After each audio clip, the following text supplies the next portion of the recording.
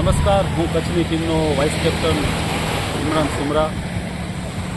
ગઈકાલે માંડવીમાં અંધજન માનવ સોસાયટી દ્વારા 4 ટીમનો ક્રિકેટ ટુર્નામેન્ટનું આયોજન થયેલું હતું. એમાં કચ્છની ટીમ એટલે કે અમારી ટીમ વિજેતા બની છે અને એમાં અમે ફાઇનલમાં ગાંધીનગર સામે 157 રનનો ટાર્ગેટ પેસ કરવાનો હતો. એમાં અમે 9 ઓવરે આ ટાર્ગેટ પેસ કરી ગયા. એમાં બધા પ્લેયરોએ બહુ સારું પ્રદર્શન કર્યું. એમાં ગિરિરાજસિંહ જાડેજા 90 રન બનાવ્યા. ત્યાર પછી સાજિદ સુમરાએ 13 બોલમાં 37 રન બનાવ્યા.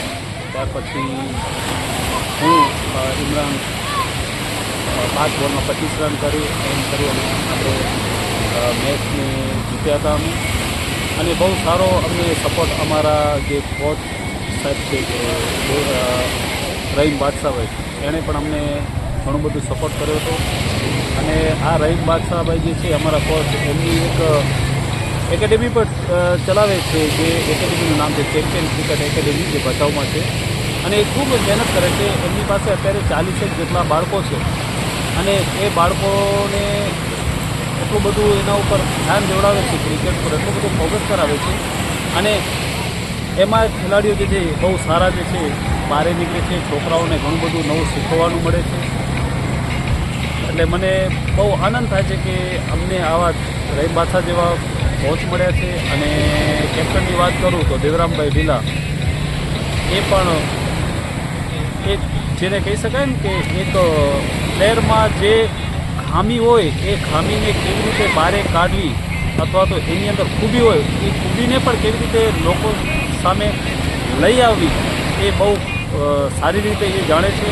અને કયા ખેલાડીને કેવી રીતે આગળ લાવવું, કયા ખેલાડીને કયા ક્રમે મોકલવું, એ બધું એની પાસે સારામાં સારું નોલેજ છે.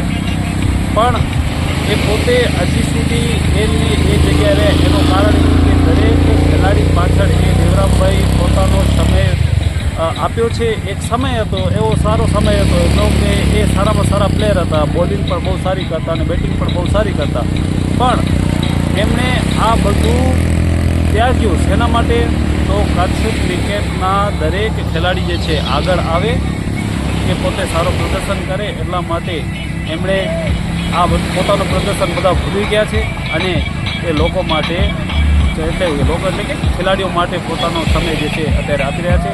અને એક સારામાં સારી કેપ્ટનશીપ તરીકે એ ટીમને સતત લગભગ 7 વાર એ ચેમ્પિયન કરાવડાવી છે ટીમને. તો હું ભાગ્યશાળી છું કે એમના કેપ્ટનશીપમાં અત્યારે હું રમી રહ્યો છું.